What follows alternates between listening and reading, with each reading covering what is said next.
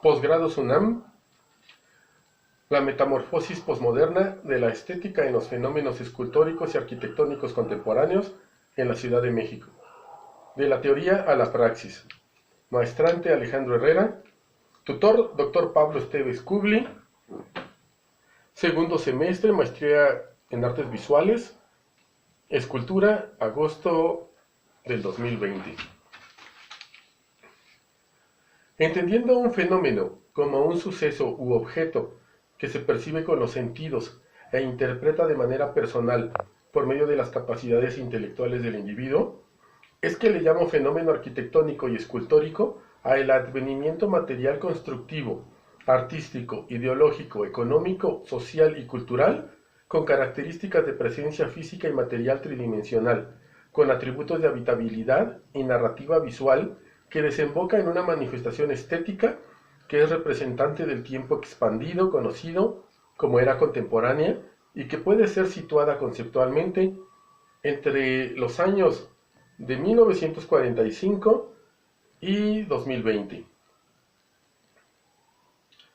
México, tras haberse constituido como una república democrática, después de lograr su independencia económica, social, cultural y espiritual del yugo de la Iglesia Católica, vive en una suerte de limbo cívico, producto del genocidio vivido durante la etapa de esclavitud y robo de sus riquezas materiales a manos de España.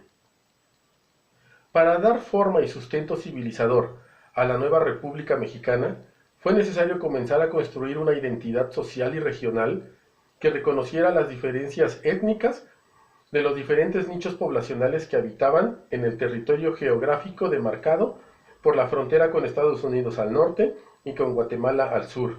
Esta identidad regional, dada la compleja mezcla de creencias religiosas y visiones políticas, no puede ser considerada arbitrariamente como una sola, ya que México es millones de habitantes, millones de personas que poseen cosmovisiones independientes y propias, así como concepciones únicas de la vida, la muerte y todos esos aspectos trascendentales que existen entre esos dos puntos fundamentales del vivir y que constituyen la existencia.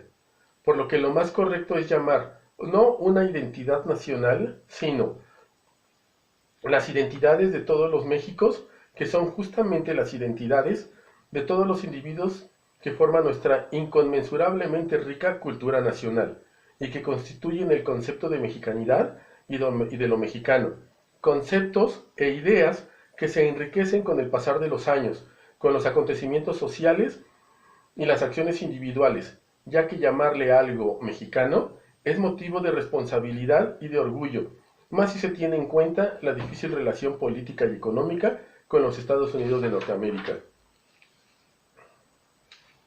Concepto que para unos es motivo de orgullo y para otros de vergüenza, más si se tiene en cuenta aspectos como la violencia que durante el sexenio pasado dejó alrededor de 155,000 asesinatos fraticidas que no respetaron género, a la sombra, entre otros fenómenos, del narcotráfico. ¿Y a qué responde el narcotráfico en México? A proveer de drogas a los habitantes de los Estados Unidos de Norteamérica.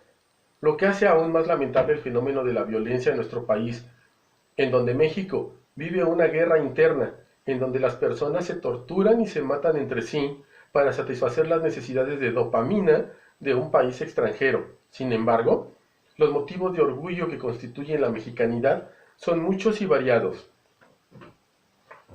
La vida en familia, respetando todos los modelos de familia que existen en nuestro país, los gestos de solidaridad en momentos difíciles como es el caso del sismo del año 2017, los logros deportivos de atletas olímpicos, las personalidades del mundo de la cultura, de las artes y de las ciencias, nuestra gastronomía, los símbolos que pese a la devaluación que se vive dada la visión ideológica de algunos sectores del cristianismo en México, que se identifican en el extranjero, la bandera y el himno nacional, y la actitud de millones de mexicanos que diariamente laboran de sol a sol para su crecimiento personal y para el sustento de sus familias. Los fenómenos arquitectónicos y escultóricos contemporáneos en la Ciudad de México son un reflejo de la larga historia política que el país ha vivido a través de los siglos. Las edificaciones en la Ciudad de México corresponden, a nuestra consideración, a 4 periodos esenciales de la cultura. La de la cultura originaria del Valle de Anáhuac, pretenciosamente llamada prehispánica, la de la etapa de esclavitud, colonial, la del periodo revolucionario y, por último, la de la era moderna, periodos que se permean en la tipología arquitectónica propia de una ciudad tan compleja como lo es la de este caso de estudio. Para abordar el estudio de los vínculos entre la escultura y la arquitectura en la era posmoderna, se hace una reflexión acerca del periodo histórico previo, la modernidad. La idea de moderno, modernismo y modernidad, que en concepto abarcan diferentes cuestiones de la cultura e historia de la humanidad, poseen factores que las unen en idea a través de conceptos que fungen como comunes denominadores. La idea de progreso material y moral, la idea de riqueza y democracia, la idea de clases sociales, la idea de producción industrializada, la idea de obrero capacitado y de patrón proveedor o nichos laborales, la idea de neoesclavitud o esclavitud consensada. La modernidad se interioriza socialmente en la añoranza de bienestar, igualdad, respeto y libertad, sustentada en la producción material y de la posesión del todo, desde el objeto hasta la pareja afectiva, bajo la premisa de es mío. El arte en el movimiento moderno puede tener espasmos de exitismo al usar adjetivos de él o la, el arte, la pintura, la escultura, el la como atributos de posesión colectiva. Modernidad es ver hacia los pasados de la humanidad, con curiosa mirada, esperando encontrar las reminiscencias de lo positivo, desde una postura apuntalada en el arte y la visión crítica que lo caracteriza, y retomando lo que Constante menciona en un acercamiento a la modernidad, así, el futuro, ese desfiladero hacia el que apunta el progreso moderno, no tiene nada que conmueva la esperanza de los pueblos, es vacío, tiempo sin lengua. Para arribar al futuro, lo moderno, la modernidad de la humanidad, se sustenta en un sinfín de movimientos bélicos y sus concernientes resultados: hambrunas, esclavitud, enfermedades, resentimiento, violaciones, tortura, desconfianza, suspicacia, entre muchas otras. En un ejercicio de autoritarismo cultural y educativo, se ha promovido la idea de la gran guerra, con el atributo de gran. No existe un gran guerrero, la guerra no hace grande a nadie, como si el asesinato y la barbarie pudieran engrandecer la condición humana. La Primera Guerra Mundial ha sido el exponente máximo de los movimientos bélicos en el mundo, con su consecuente ramificación en la Segunda Guerra Mundial y la magnífica consecuencia que heredó a la humanidad, la amenaza permanente del exterminio de la vida en el planeta, por medio de la energía liberada del átomo. Sin embargo, la confrontación entre pueblos ha sufrido una mutación. La guerra mutó hacia lo que pareciera ser un conflicto de las cúpulas del poder político contra sus propias bases, la sociedad interna de las naciones, el pueblo, a manera de terrorismo económico y fundamentalismo ideológico, que a su vez son la musa inspiradora del arte contestatario que caracteriza la retórica del arte moderno. Una característica esencial de la modernidad es la emancipación absoluta del hombre, que se revierte hacia una dependencia plena y absoluta de la tecnología, el dinero y la sociedad, punto medular de la justificación de la permanencia del arte. ¿La escultura tiene alguna utilidad sin un observante? ¿La arquitectura como arte existe sin una finalidad humanitaria? ¿La mexicanidad existe sin una vocación social y altruista? Adentrándome en el terreno de la pretendida posmodernidad, el arte llegó a una catástrofe ante la religión y la ciencia. Cuestiona y señala, pero no soluciona ni repara. La escultura de la era actual es una catástrofe para la industria, ya que es un objeto palpable y existente en toda su dimensión metafísica y ontológica, sustentada en una epistemología de los signos, símbolos y significados que le atribuyen valor de ser objeto que permanece y comunica, y que sin embargo no posee un chip ni un interruptor de encendido y apagado. No es estufa ni automóvil, mucho menos celular ni dispositivo electrónico. ¿Y para qué sirve? ¿En realidad sirve para algo? Y sin embargo está, justo como está un lugar, con el valor utilitario y presente del individuo anónimo, característica primordial de la persona, que en la sociedad posmoderna actual es un número, una matrícula. Luego entonces, mi lejana Isis, escultura experimental que produje en el mes de junio del año 2020 para participar en un concurso de escultura convocado por una compañía acerera y que representa uno de los aspectos básicos de mi condición como hombre, mi constante transformación y metamorfosis hacia un estado de evolución moral, y que sin embargo, dadas mis condiciones de salud emocional, me mantengo alejado físicamente de Isis, mi hija. Lejanía, una de las condiciones palpables de la era posmoderna.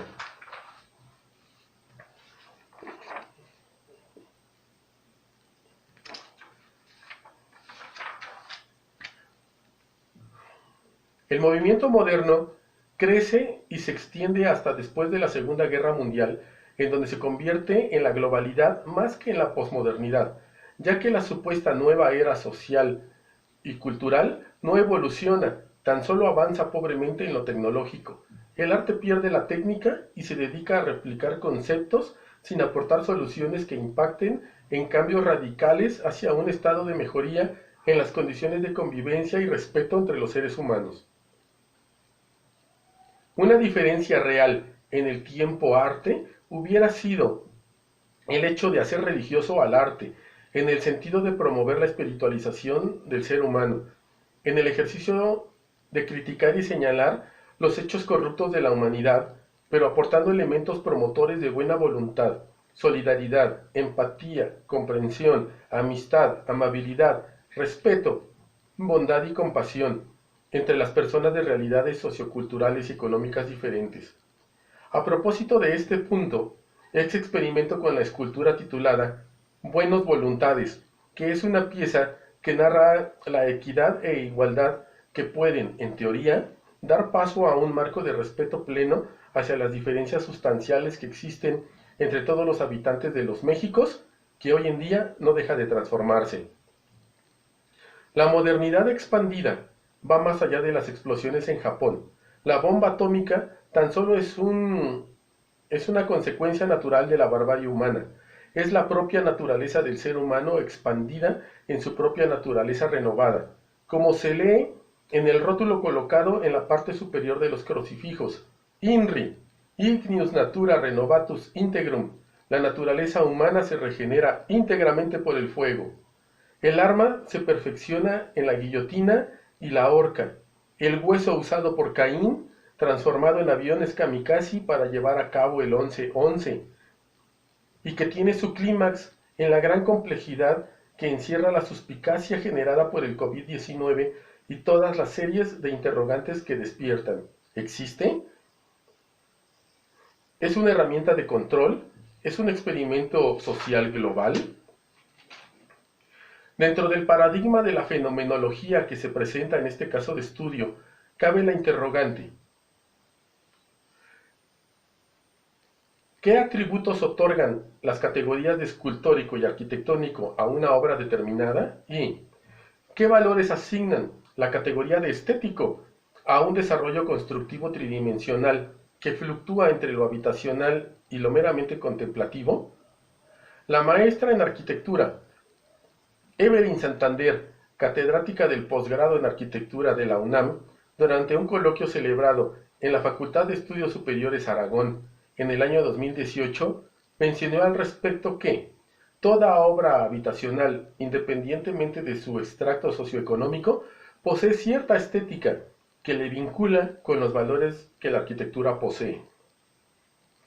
Respecto a la estética, en relación con la escultura, el escultor Saúl Pereira, maestrante del posgrado en Artes y Diseño UNAM, hace referencia sobre la escultura contemporánea y la estética a la relación del espacio de posibilidades plásticas que engarzan idea, pensamiento y educación a través de la forma y que se vinculan con la sociedad a través del conocimiento y significados que se depositan en una escultura determinada, en este caso en su trabajo personal. Para vincular estas dos opiniones en torno a la estética constructiva, aporto una definición propia. Estética: valor que expresa sensibilidad a través de los atributos plásticos que transmite una obra de arte y que son percibidos por medio de los sentidos y decodificados por el razonamiento intelectual de los usuarios. Pese a que la arquitectura y escultura poseen valores compositivos similares, como lo son orden, jerarquía, ritmo, balance, contraste, concepto, coherencia, equilibrio, y dada la naturaleza artística de estas dos disciplinas, la relación aspecto-utilidad y valor siempre serán sujetos a la interpretación subjetiva, tanto del creador como del usuario, llámese veedor, observante, transeúnte, habitante o usuario. Sin embargo, las características de útil serán más fácilmente conciliables que las de bonito, bello, hermoso, y más allá, sublime, fantástico o magistral, características que asignarían a través de la vinculación artística el atributo de obra maestra a una determinada escultura u obra arquitectónica. Los atributos que otorgan la categoría de escultórico a la arquitectura están en razón del desarrollo del concepto que impulsa el sentido de envolvente material y su relación con el interior de una obra arquitectónica. Trasciende este binomio utilitario a la percepción de plástica en la forma. Señalo que estas ideas se deben de observar en el contexto histórico contemporáneo, en donde la arquitectura en la Ciudad de México es depositaria de la teoría racionalista o funcionalista lecorbusiana, y que llevan como uno de sus eslogan identitarios: la forma sigue a la función, contraponiéndose a rajatabla a la arquitectura academicista europea exportada a México durante el Porfiriato, y que a nuestro parecer ha heredado una arquitectura de clones, fría y pretenciosamente simple, bajo el argumento de ser una arquitectura de estilo contemporáneo. Estilo que no aporta más identidad ni desarrollo artístico a la Ciudad de México, ya que en todas las poblaciones de la nación se encuentran desarrollándose actualmente proyectos arquitectónicos de idénticas características tipológicas y estratégicas, las cuales son fachadas lisas, herrería recta, vertical y horizontal, barandales de acero inoxidable, el cubo como único elemento compositivo, inexistencia de ornamentación, falta de compatibilidad con el mobiliario residencial, hacinamiento de los usuarios, sanitarios que no se diseñan en función del ser como persona. La premisa de menos confort para el usuario es igual a más utilidad para el desarrollador.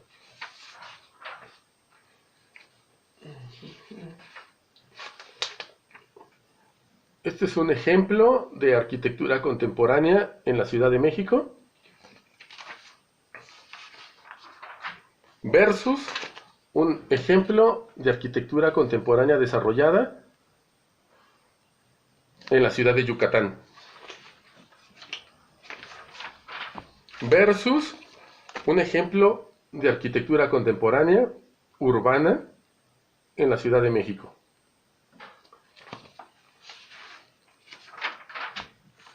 Una vez expuesto a lo anterior y en el razonamiento hipotético de que la escultura en todas sus manifestaciones contemporáneas posee valores artísticos de narrativa visual, argumentación política, crítica social, ideologías progresistas, poética plástica, expresividad lírica y dramatismo formal volumétrico, asigno las siguientes características tipológicas de carácter escultórico en los fenómenos arquitectónicos y escultóricos en relación a la estética antes propuesta.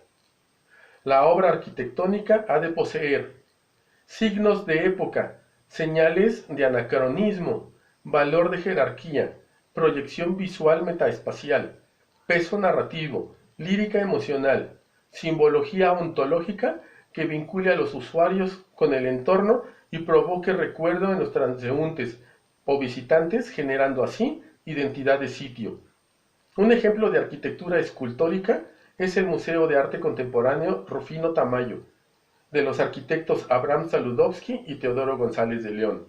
Posee diversos elementos que le asignan el carácter de emblemático y de sincretismo entre lo maya y la espiritualidad laica contemporánea. Es una arquitectura que ha de permanecer en el tiempo y en esa dimensión conocida como metaespacio. Es una arquitectura misteriosa que dentro de su lúgubre luminiscencia resulta amable e invita a visitar su interior, que no es otra cosa que un viaje hacia el interior del incognoscible laberinto de las emociones humanas. Este es un collage de imágenes del Museo Rufino Tamayo.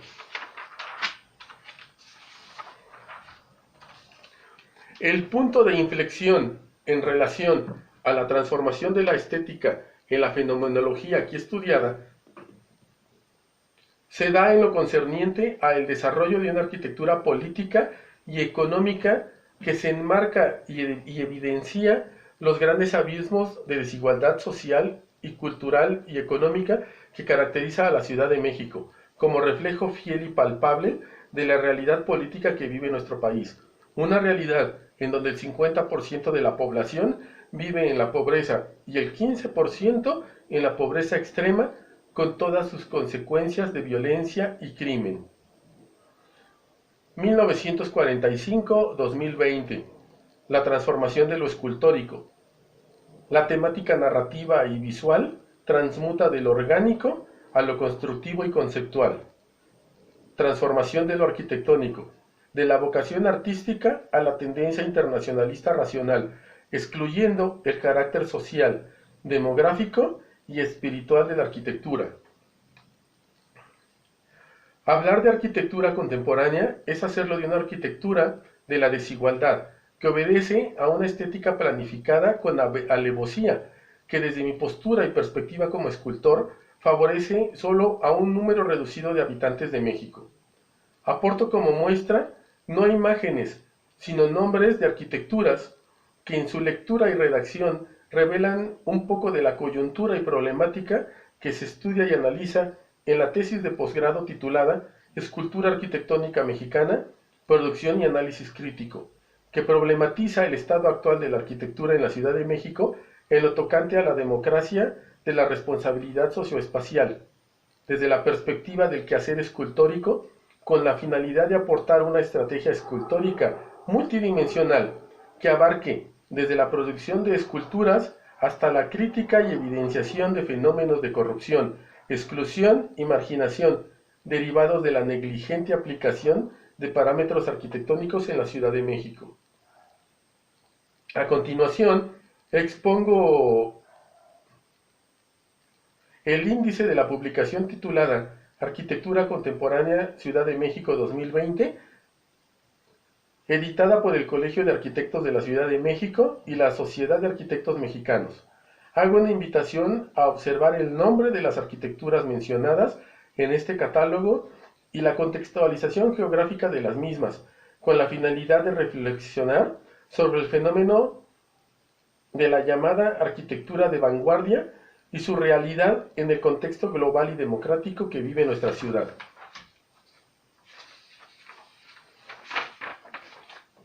Texto. Índice.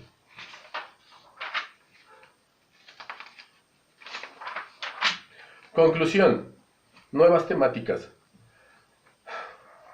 La metamorfosis en la fenomenología propuesta se ha dado de manera paulatina y de la mano de los acontecimientos sociales y políticos globales con sus concernientes repercusiones en México. La escultura y la arquitectura comparten la actividad creativa del diseño, asimilación de necesidades, transformación de ideas e influjos de la ideología personal del creador, por lo que resulta difícil mantener al margen de la propia interpretación de la realidad la concreción de las obras personales, aunque éstas tengan como finalidad el ser de una u otra manera utilizadas por un tercero.